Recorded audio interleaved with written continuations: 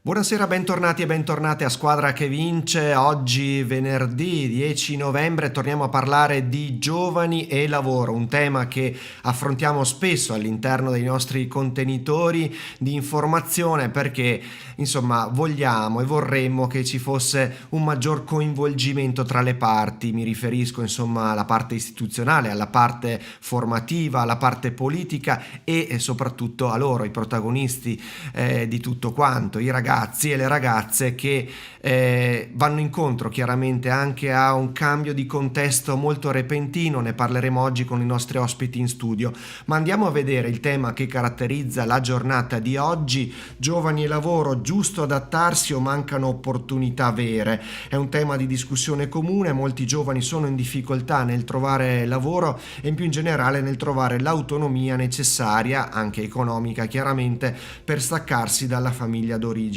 È una questione culturale oppure le opportunità oggi sono davvero ridotte? Oppure no? Ne parliamo appunto con il tema del giorno e con alcuni ospiti. Tra poco vi presenterò il primo ospite di giornata.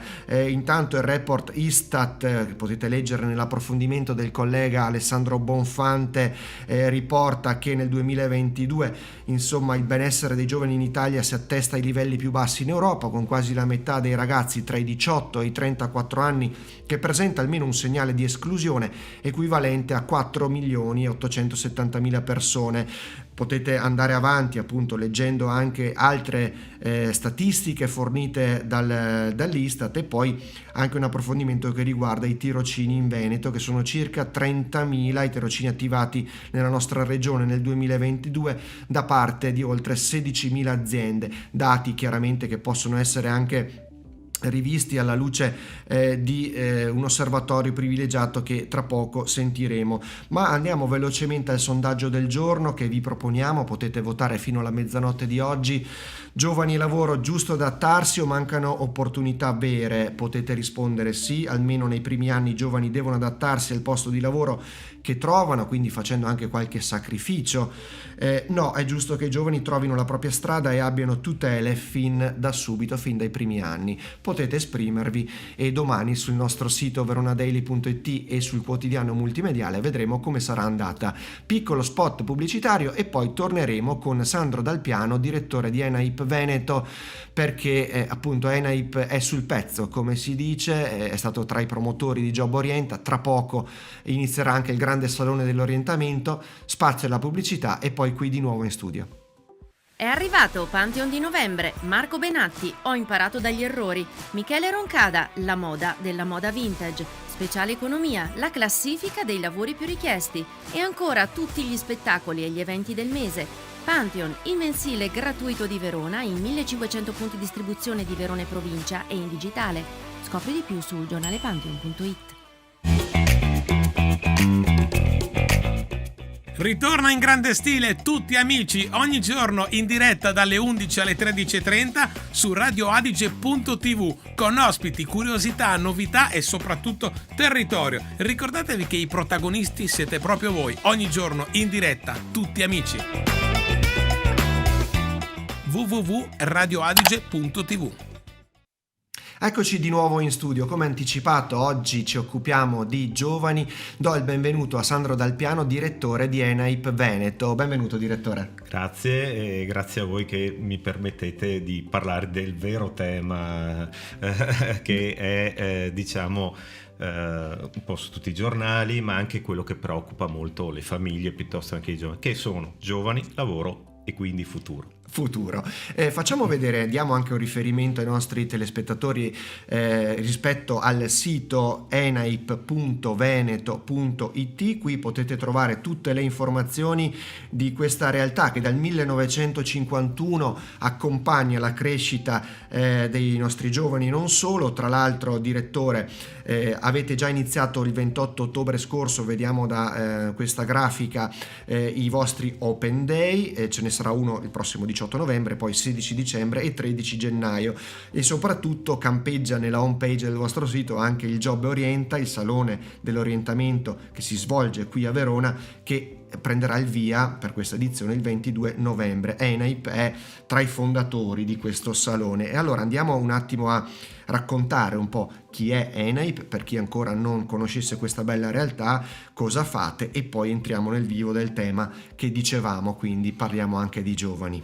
ENAIP è un'impresa sociale che si occupa di formazione per i giovani dopo le scuole medie, dai 14 anni fino ai 18, forma anche adulti, riqualifica appunto gli adulti e li aggiorna rispetto alle competenze necessarie per mantenere il posto di lavoro, o comunque essere protagonisti all'interno di un mondo del lavoro che cambia repentinamente, e facciamo anche molte attività legate a progetti internazionali. Abbiamo 18 sedi nel Veneto, qui nella zona del Veronese siamo presenti a Verona città, Isola della Scala e Legnago. Ha ragione a dire che siamo una struttura che è storica, perché nei nostri 70 anni di vita abbiamo accompagnato generazioni di giovani, ma abbiamo anche contribuito a far crescere imprese, perché molti di questi giovani, una media, noi abbiamo anche dei dati importanti, circa il 30% si sono trasformati poi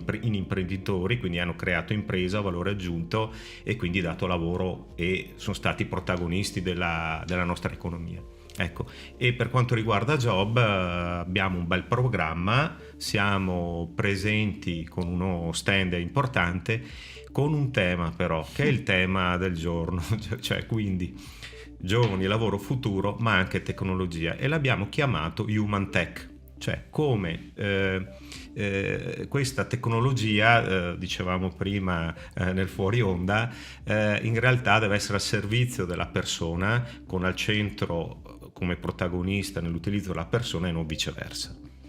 Tra l'altro vediamo anche qualche immagine, ne vedremo ancora, del salone, immagini dello scorso anno, chiaramente un salone che è tornato finalmente anche in presenza dopo le difficoltà della pandemia. Dicevamo, direttore, dal 1951, anche se conferma che il mondo del lavoro fino a qualche anno fa, insomma, era piuttosto statico, c'è stata un'accelerazione di quelle che sono diciamo le novità apportate all'interno di molti lavori in maniera trasversale. Pensiamo solamente, e come lo sarà in futuro, pensiamo solamente all'intelligenza artificiale, come modificherà anche determinati lavori, anche lavori considerati più tradizionali, e questo chiaramente mette in moto un nuovo approccio da parte vostra, da parte dei giovani che si devono affacciare nel mercato in maniera diversa, e poi chiaramente si possono aprire anche delle opportunità.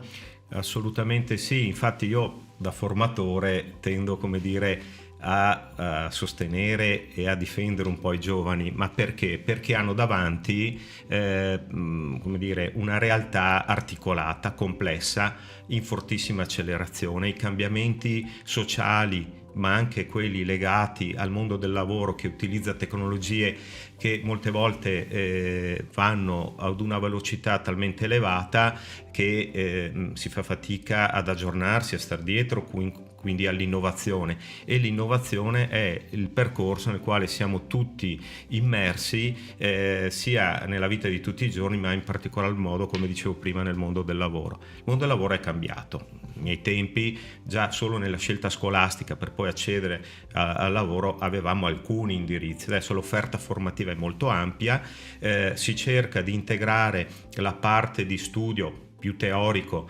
a una parte più esperienziale legata appunto ai laboratori, alla possibilità di fare delle esperienze, quindi ai tirocini, agli stage.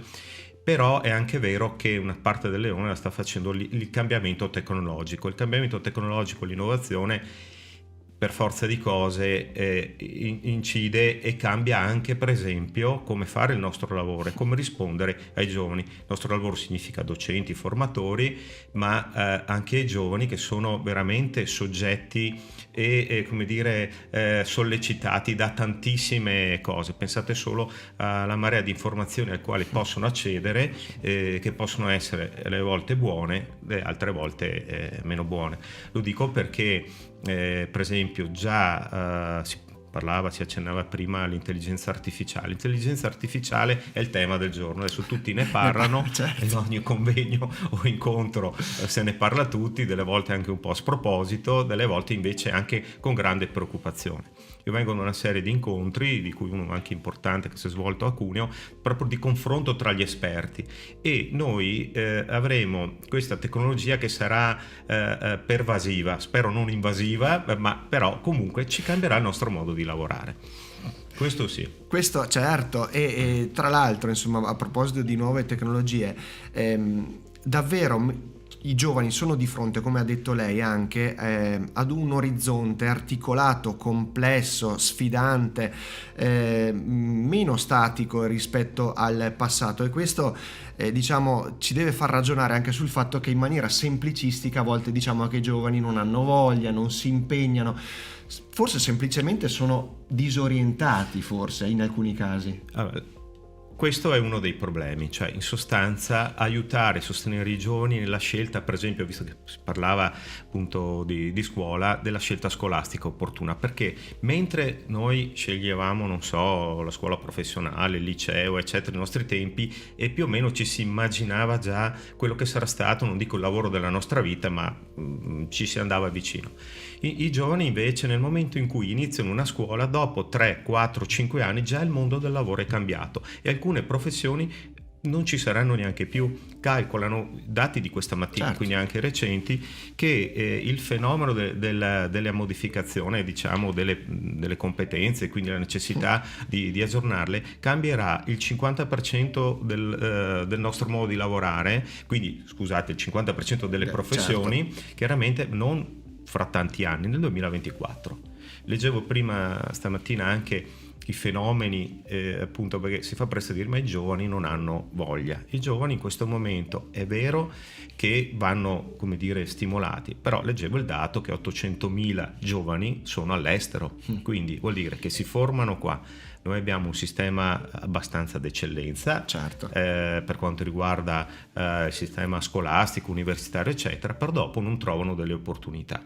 Allora, il mismatch è proprio qui, cioè dare delle opportunità e anche legittime che i giovani chiedono, naturalmente tenendo presente i vincoli e i limiti che molte volte anche le nostre imprese hanno, però uno sforzo deve essere fatto serio un po' da tutte le parti. Non è vero che i giovani come dire non hanno voglia di lavorare, hanno sogni diversi, aspettative diverse, e se non le trovano qui rispetto ai nostri tempi hanno più facilità nel trovarne altre, anche andando fuori dai limiti geografici, perché una volta noi eravamo abituati casa, il lavoro davanti a casa, pochi il fidanzato o la fidanzata lì attorno, cioè quindi si viveva molto all'interno di un territorio fatto di relazioni. Le relazioni sono cambiate, una volta noi eravamo molto più legati a relazioni di carattere personale, adesso con la tecnologia si è aperto un mondo, informazioni e opportunità viaggiano sul digitale. Assolutamente, poi pensiamo anche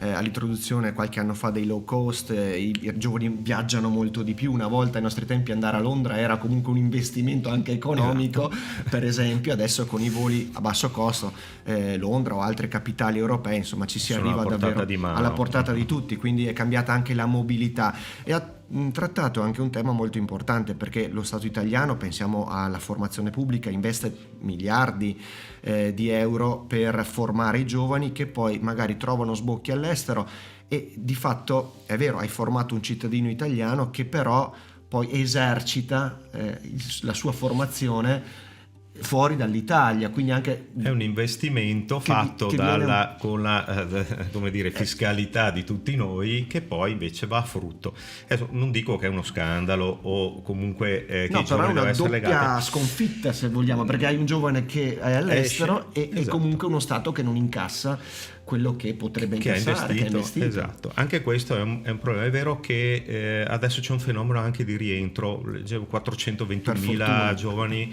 però vedete vedete la compensazione diceva 800.000 contro 420.000, siamo in deficit.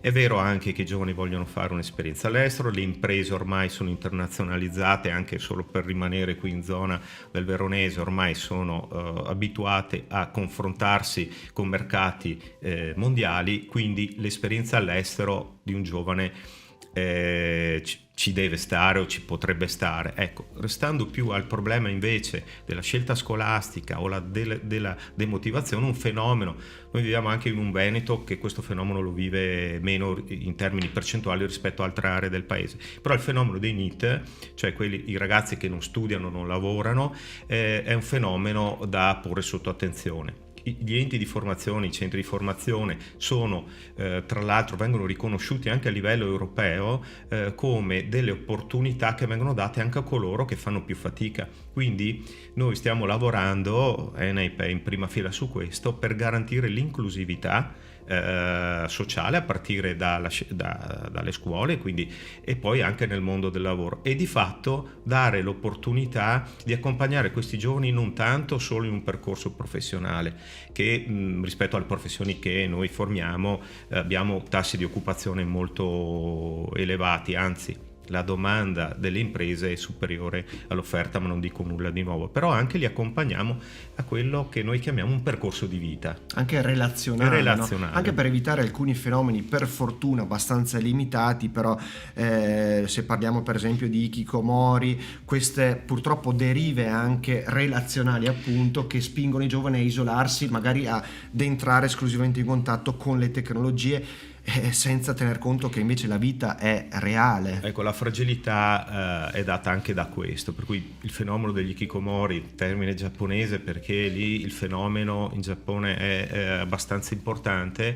Per quanto riguarda l'Italia è ancora a dimensioni, come dire, per fortuna, perché noi italiani siamo solari, abituati alle relazioni personali eccetera, però è uno dei mali della tecnologia, e questo perché si è più connessi col mondo, con le relazioni non tangibili, in realtà si è più soli. È paradossale questa cosa. Per esempio adesso tema dei social non voglio addentrarmi, però è anche quello un fenomeno. Sembra di poter andare in giro per il mondo o comunque avere 3, 4, 5 mila amici, collegamenti tutti virtuali, quindi l'aspettativa è bene, ho più relazioni, riesco a fare una vita diversa. In realtà mi chiudo e sono solo col telefonino in mano o col PC davanti. 5.000 amici, però se una sera si vuole mangiare una pizza con un amico si fa fatica a trovarne uno disponibile,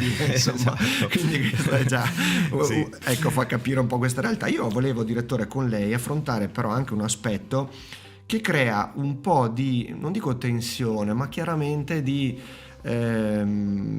preoccupazione in qualche modo tra un imprenditore che offre lavoro e un giovane che chiede flessibilità. Questa parola è tornata di moda, non solo tra i giovani, anche dopo il Covid anche molti adulti chiedono flessibilità. Alcuni propongono la settimana corta al lavoro, quindi che si lavori dal lunedì al giovedì, magari al giovedì addirittura 4 giorni su 7, non 5. Le scuole propongono 5 giorni su 6, escludendo il sabato. Insomma, è un fenomeno anche questo interessante. Questi dei 5 giorni su 6 l'ENAIP già lo fa da parecchi anni. Noi i nostri ragazzi frequentano dal lunedì al venerdì. Qualche volta recuperano oppure dedicano al sabato delle attività particolari laboratoriali, oppure noi abbiamo creato anche un'impresa formativa che acquisisce commesse dalle altre aziende e le fa realizzare dai ragazzi. Però il discorso della flessibilità, o meglio di tutto quello che adesso rientra in un termine che è anche il cosiddetto welfare aziendale, è una richiesta, o meglio è una cosa che le aziende non possono non avere. Quando ci si confronta, la mia collega che si occupa proprio dell'assunzione di personale con i giovani, proprio una delle prime richieste: va bene, ok, ho capito il livello di retribuzione, mi sta bene, però quali sono i plus? I plus sono la flessibilità, quindi i giovani chiedono più tempo libero per curare la propria vita, le relazioni, certo. Quindi il bilanciamento tra vita lavorativa e vita personale e una serie di altri elementi che completano comunque l'aspetto contrattuale. Allora, vengo da un incontro della settimana scorsa fatto proprio qui a Verona, al Service Day, era legato alle aziende del settore automotive, un altro settore che sta vivendo una rivoluzione, cambiamento tecnologico, la difficoltà proprio di trovare giovani che possono essere inseriti soprattutto in un'area, quello del post vendita, dove c'è la relazione importante. Ormai l'auto elettrica la puoi ordinare su internet, ti arriva anche a casa, te la portano a casa, però dopo c'è qualcuno che deve mantenerla, piuttosto se ci sono dei problemi rispondere, eccetera. E uno dei problemi era proprio questo. Abbiamo fatto questa intervista con i giovani, tra l'altro portati sul palco, davanti erano più di 400-500 imprenditori del settore. La cosa che colpiva tutti è che loro non chiedevano di per sé soldi, nel senso, certo che il livello mi devi riconoscere, chiedevano che venisse riconosciuto il merito. Io ho delle competenze, le porto in azienda, lavoro, mi valuti che la cosa va bene, quindi è giusto che il riconoscimento economico ci sia. Ma quello che chiedevano erano proprio tutta quella, come dire, quelle cose che riguardano la conciliazione dello spazio, o meglio dei tempi di lavoro con i tempi di vita, e quindi di conseguenza anche, non so, la possibilità di accedere a percorsi formativi, quindi di aggiornamento continuo, il fatto di essere seguiti in azienda da tecnici dove possano loro crescere, anche trasferire le competenze, e naturalmente quelle cose che vanno, non so, al di là dei premi aziendali, ma anche qualche benefit, benefit che sono apprezzatissimi. Ormai è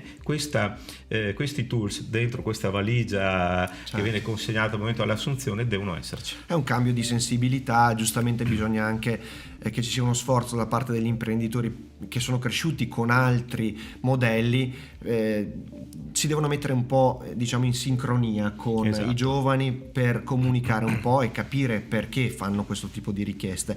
Andrei verso la conclusione di questa bella chiacchierata, direttore. Potremmo stare qui tutta sera davvero, perché immagino che però magari ci diamo appuntamento per un'altra occasione. Torno un attimo sul Job Orienta, ricordo che c'è un sito internet anche per il Salone dell'Orientamento, è questo, dal 22 al 25 novembre la 32esima edizione. Qui tutte le iniziative, il calendario, il programma, troverete tutte le informazioni, insomma, necessarie per orientarvi, appunto.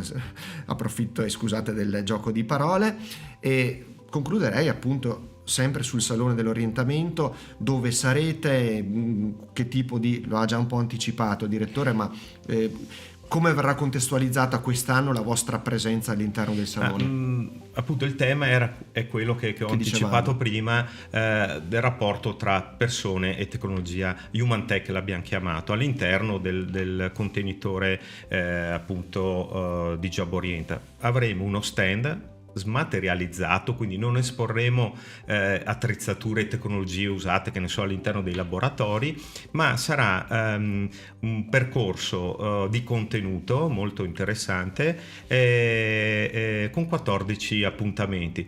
Avremo degli ospiti importanti, non voglio spoilerare nulla, però vi invito a venire e comunque sarà, abbiamo questi seminari, chiamiamoli così, sono ibridi, c'è la possibilità di venire in presenza, quindi al nostro stand al padiglione 5, e anche però seguirli attraverso dei webinar di fatto che in diretta, che potranno essere seguiti online. Insomma, vi daremo eventualmente tutti i link sul nostro sito. Ecco, trovate tutto assolutamente quanto. Rivediamo anche il sito di ENAIP Veneto, qui è appunto enaip.veneto.it.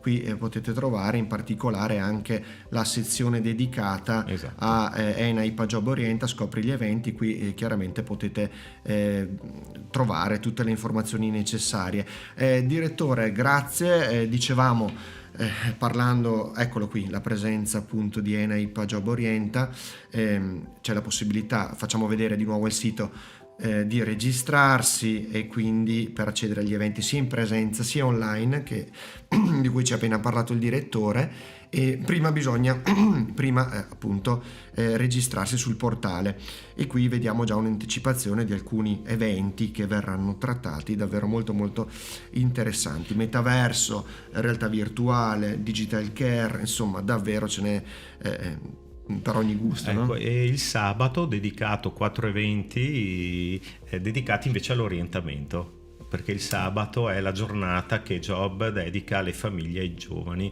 soprattutto in età tra i 14 e i 18, che devono fare la scelta scolastica, i ragazzi dopo le medie. Assolutamente sì. Ringraziamo allora il direttore di ENAIP Veneto per essere stato con noi, Sandro Dal Piano, e ci rivedremo allora a questo punto a Job Orienta. Assolutamente sì, vi aspettiamo. Noi andiamo un po' in pubblicità e poi torniamo con un nuovo ospite. 19ª settimana veronese della finanza. Un'occasione di dialogo e incontro che negli anni ha potuto contare su oltre 150 relatori e 5.000 partecipanti. 5 gli appuntamenti che tratteranno diverse tematiche come energia, sostenibilità, digitalizzazione, nuove tecnologie e territorio. Segui la diretta su www.radioadige.tv. Con l'HBB TV puoi trovare Radio Adige anche sul digitale terrestre. Collega la tua Smart TV ad una rete internet, wireless o via cavo. Cerca sul digitale terrestre il canale 19 TV7 Triveneta. Premi la freccia in su del tuo telecomando e seleziona l'icona di Radio Adige. Guarda le nostre dirette e ascolta la tua musica preferita. E siamo tornati in studio, come abbiamo già annunciato assieme al direttore di ENAIP Veneto Dal Piano. Mancano davvero pochi giorni alla nuova edizione di Job e Orienta. Vediamo il sito internet dedicato, joborienta.net. La 32esima edizione si svolgerà a Verona dal 22 al 25 novembre e qui potete trovare tutte le informazioni necessarie per orientarvi, è proprio il caso di dire, nei confronti insomma di questa manifestazione importantissima per i nostri giovani. Non molti sanno che alla base anche di questa manifestazione c'è un comitato scientifico, e io vado subito a collegarmi con Claudio Gentili, che è proprio il coordinatore del comitato. Benvenuto nei nostri studi, Gentili. Grazie. Dicevo che esiste questo comitato, non molti sanno della loro esistenza, parlo insomma tra il pubblico così generalista che magari non frequenta Job Orienta, un pubblico magari un po' più adulto. Ci ricordi un po' come nasce questo comitato e quali sono le sue funzioni? Intanto sono poche le manifestazioni fieristiche che hanno una durata così prolungata.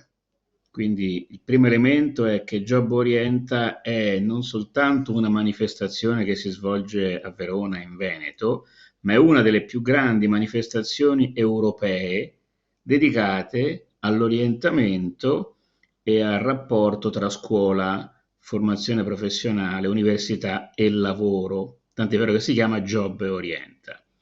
Per orientare, diciamo, le nostre iniziative abbiamo fatto nascere ormai diversi anni fa un comitato scientifico che è formato da rappresentanti del Ministero dell'Istruzione, del Ministero del Lavoro, della Confindustria, dell'Unioncamere, del sindacato, dell'ENAIP, delle realtà più importanti della formazione professionale, della rete delle scuole, dei rappresentanti delle organizzazioni che si occupano di inserimento professionale, penso a Umana per citarne soltanto una molto celebre a livello nazionale, e questo comitato scientifico ha il compito ogni volta di predisporre un menù, un programma che aiuti i nostri ragazzi a inserirsi nel mondo, perché l'obiettivo di Job è aiutare i giovani a trovare la buona formazione che consenta loro di trovare un buon lavoro.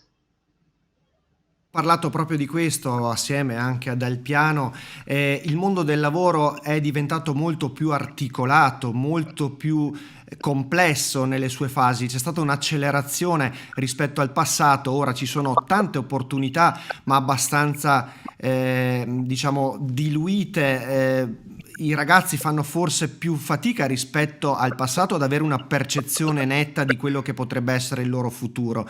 Anche su questo aspetto immagino ci si confronti all'interno del job. Esattamente. Faccio soltanto un esempio. Se uno studia un po' di storia, impara che l'Italia era un paese agricolo e che poi nel dopoguerra è diventato un paese industriale. Poi c'è stato il boom economico, ci sono stati i periti industriali, geometri, ragionieri, e l'Italia è diventata una grande potenza industriale, la seconda, diciamo, economia manifatturiera dell'Europa dopo quella della Germania. Ebbene, quindi l'agricoltura, uno dice, è una roba del passato. Ecco, errore. L'agricoltura è una roba del futuro. Perché oggi, come dire, la transizione ecologica, la transizione green esige nuove professioni verdi. Un altro tema, la sicurezza, la cybersecurezza, la sicurezza informatica, è un tema gigantesco. Un altro tema, la cura. Siamo un paese purtroppo dove ci sono tanti anziani e pochi giovani, ma abbiamo una carenza di infermieri, addirittura importiamo infermieri dall'estero. Allora, a cosa serve il job? Aiutare i ragazzi ad avere una geografia delle professioni del futuro, per potersi orientare con le loro capacità.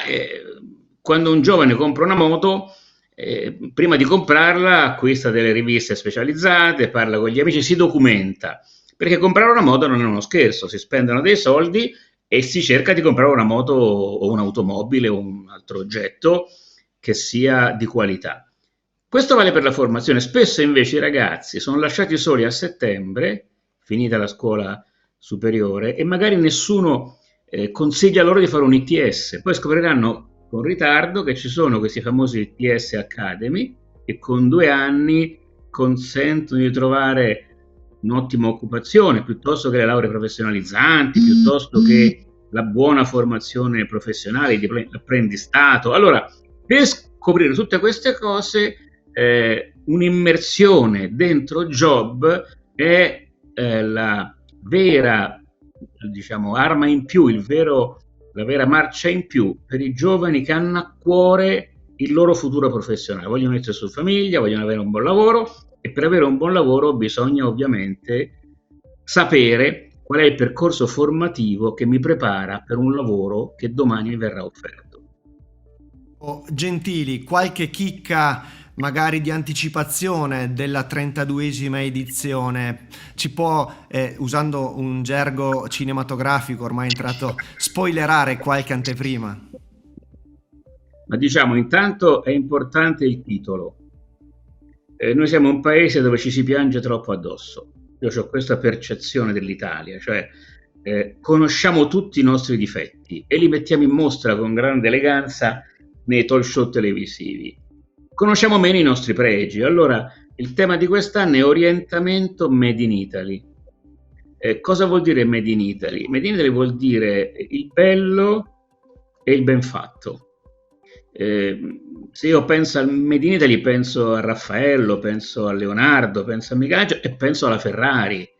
Cioè penso a prodotti tecnologici al cui interno c'è una storia di gusto, di arte, di raffinatezza, di capacità culturale. Noi abbiamo 2 grandi sfide per il futuro. La prima sfida è quella dell'intelligenza artificiale e la seconda sfida è quella dell'occupazione. Come fare a conciliare innovazione tecnologica, robotizzazione, processi digitali, eccetera, e conservazione dell'occupazione. Basta, diciamo, rileggere il vecchio e caro Schumpeter per capire che c'è sempre nei sistemi economici avanzati una distruzione creativa. Molti posti di lavoro vengono cancellati, basta ricordare nel passato tutti noi andavamo nell'agenzia turistica, oggi con internet sostituiamo l'agenzia turistica, Nel passato la banca era piena di sportellisti, adesso va di moda l'home banking. Allora tanti mestieri verranno cancellati, ma tanti altri verranno creati, e noi non sappiamo neanche quali saranno i mestieri del futuro. Sappiamo però che l'essere umano ha bisogno del lavoro. Cioè, il lavoro non è soltanto un modo per portare a casa la pagnotta, lo stipendio, ma esprime la creatività umana. E quindi a Job noi vorremmo proprio far toccare ai ragazzi i mestieri del futuro, con tutte le... Faccio un esempio banale, quello delle auto elettriche, piuttosto che quello dei trattori che garantiscono sicurezza. Sapete che ci sta molto a cuore il tema della sicurezza sul lavoro, e sappiamo che molti incidenti avvengono sui trattori. A Job si troverà un trattore, piuttosto che il tema dei droni. I droni possono servire purtroppo a fare la guerra, ma possono anche servire a migliorare l'agricoltura di precisione. E quindi ci sono, tante possibilità. I mestieri STEM, non so quanti conoscano l'espressione STEM, che vuol dire scienza, tecnologia, matematica, eccetera, che vuol dire che abbiamo un filone dove spesso molti ragazzi non vanno perché preferiscono, le materie più tradizionali, piuttosto che il tema dell'ITS che ho prima citato, o la novità del 4+2 che verrà appunto presentata in anteprima a Job, cioè gli istituti tecnici che durano 5 anni e quelli professionali che durano 5 anni, per una certa quota, il 20, il 30%, offriranno ai ragazzi un percorso abbreviato, invece che 5 anni, 4 anni, a cui aggiungere i 2 anni dell'ITS, in modo tale che non con 5 anni più 3 della laurea breve, 8 anni, ma con 4 anni più 2, con 6 anni, cioè si comincia a 14 anni e si finisce a 20, a 21, si può trovare un lavoro.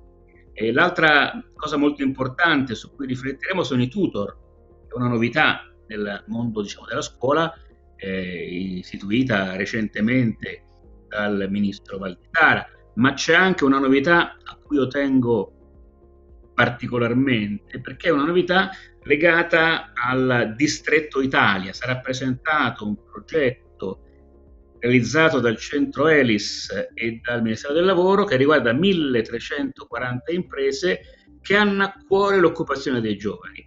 In una battuta, chi viene a Job deve sapere che ci sono Scilla e Cariddi, 2 scogli. Da un lato ci sono i giovani che studiano, prendono un diploma, prendono la laurea e poi sono disoccupati. Magari vanno a fare un sottolavoro, vanno a lavorare nei call center perché non trovano un lavoro corrispondente al loro percorso formativo.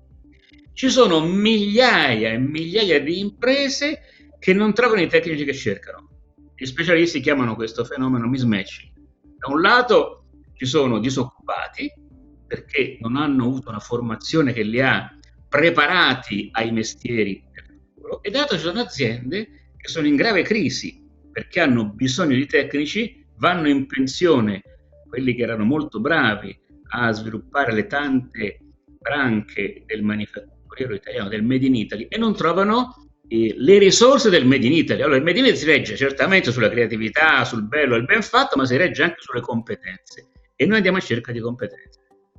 È molto chiaro, Gentili. Allora davvero ringraziamo il Comitato Scientifico che ogni anno lavora per creare questo grande contenitore di opportunità, di contatti, di relazioni. Facciamo vedere nuovamente il sito internet. La 32esima edizione sarà dal 22 al 25 novembre presso i padiglioni di Verona Fiere, come sempre, e troveremo tantissimi giovani che cercheranno risposte per il futuro. Qualcuna l'hanno già ottenuta, magari ascoltando proprio il dottor Gentili in questo spazio di Squadra che Vince. Grazie per essere stato con noi. Grazie a voi, a tutti gli ascoltatori. E ringraziamo allora di nuovo il coordinatore del Comitato Scientifico Gentili. Noi andiamo in chiusura di puntata. Dicevamo il tema del giorno che vi proponiamo è questo: giovani e lavoro, giusto adattarsi o mancano opportunità vere? È il sondaggio del giorno. Potete votare fino alla mezzanotte di oggi e potete votare rispondendo sì, almeno nei primi anni i giovani devono adattarsi al posto di lavoro che trovano, no, è giusto che i giovani trovino la propria strada, abbiano tutele fin da subito, e come ricordava Gentili, tutele significa anche qualcuno che li accompagna, che li faccia entrare davvero nel mondo del lavoro e non li abbandoni al termine di un diploma così, che insomma cade poi nel vuoto senza una continuità. Appuntamento quindi a Job Orienta, squadra che vince stasera termina qui, grazie per averci seguito.